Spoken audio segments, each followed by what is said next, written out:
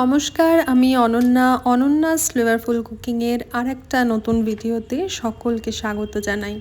ভিডিওটা দেখেই নিশ্চয়ই বুঝতে পারছেন যে আজকে কাঁকড়ার একটা রেসিপি শেয়ার করছি। তবে প্রথমেই বলে রাখি, কাঁকড়া ছাড়ানোর মতো কঠিন কাজটা কিন্তু আমি করিনি। আমি পারি না, কখনো ছাড়াইনি কাঁকড়া। তবে রান্না করতে ভালো লাগে, কিন্তু কাঁকড়া ছাড়ানোটা দেখে মনে হয়েছে যে এটাই সবথেকে কঠিন কাজ। তো আমাদের বাড়ির যে হাউস হেল্প রয়েছে সেই সমস্ত কাঁকড়া বেছে ধুয়ে পরিষ্কার করে সুন্দর করে আমাকে রেডি করে দিয়েছে।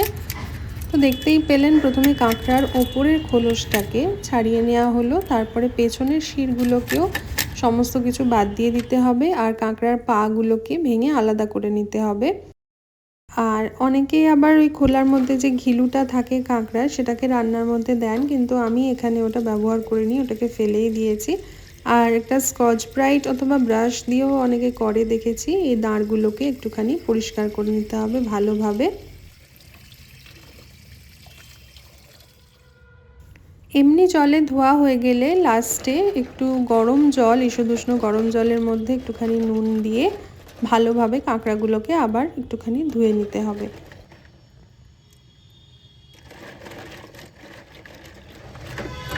তো কাঁকড়া ধোয়া, বাছা আর পরিষ্কার করার কাজ এখানে মোটামুটি কমপ্লিট।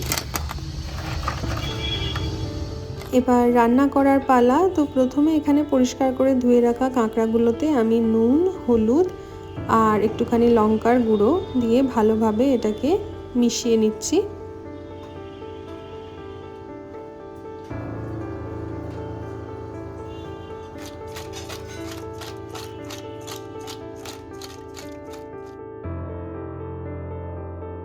এরপরে কড়াইতে দিয়ে দিচ্ছি সর্ষের তেল। সর্ষের তেলটা মোটামুটি একটুখানি গরম হয়ে এলে কাঁকড়াগুলোকে খুব ভালো করে ভেজে নিতে হবে।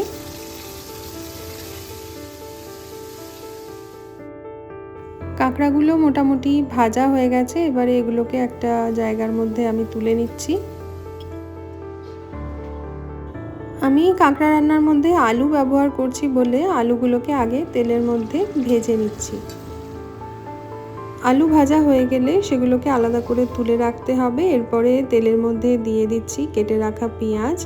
পেঁয়াজটাকে খুব লাল করে ভালো করে ভেজে নিতে হবে।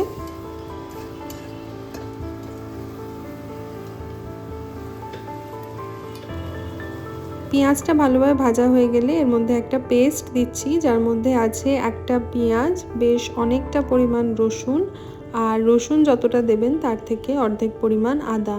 এরপরে দিয়ে দিলাম হলুদ গুঁড়ো, লঙ্কার গুঁড়ো আর একটুখানি ধনের গুঁড়ো দিয়ে খুব ভালোভাবে এই মশলাটাকে কষিয়ে নিচ্ছি। যদিও আমি এর আগে কখনো কাঁকড়া রান্না করিনি, এই ফার্স্ট টাইম করলাম। তবে যতগুলোই কাঁকড়ার রেসিপি দেখেছি অথবা শুনেছি কাঁকড়া রান্নার কথা কারুর মুখে, সব ক্ষেত্রেই শুনেছি যে খুব রসিয়ে কষিয়ে তেল ঝাল মশলা দিয়ে কাঁকড়াটা রান্না করলে নাকি খুব ভালো খেতে হয়। তো মশলা যথারীতি কষানো হয়ে গেছে। এরপরে ভেজে রাখা আলু আর ভেজে রাখা কাঁকড়াটা দিয়ে অল্প একটু পরিমাণ জল এর মধ্যে দিয়ে দিচ্ছি। দিয়ে আবারও বেশ খানিকক্ষণ এটাকে কষিয়ে নিতে হবে খুব ভালোভাবে, যতক্ষণ না তেল ছেড়ে আসছে। এরপরে দিয়ে দিচ্ছি অল্প একটু পরিমাণ চিনি, যাতে একটু স্বাদটা ব্যালেন্স হয় তার জন্য। এরপরে ঢাকা দিয়ে মোটামুটি আলুটাকে একটুখানি সেদ্ধ হতে দেব। তো এখানে রান্নাটা প্রায় মোটামুটি হয়ে গেছে, আলুও খুব ভালোভাবে সেদ্ধ হয়ে গেছে, আর দেখুন তেলও ছেড়ে দিয়েছে রান্না থেকে। এরপরে আমি দিয়ে দিচ্ছি গরম মশলা বাটা, দিয়ে আবারও একটুখানি ঢাকা দিয়ে দিলাম। তো এখানে কাঁকড়া রান্না একদম রেডি।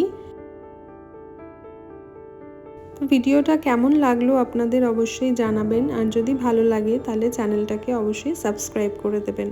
আজকের ভিডিওটা এখানেই শেষ করছি। দেখা হচ্ছে আর একটা নতুন ভিডিওতে অন্য কোনো নতুন রান্নার রেসিপি নিয়ে।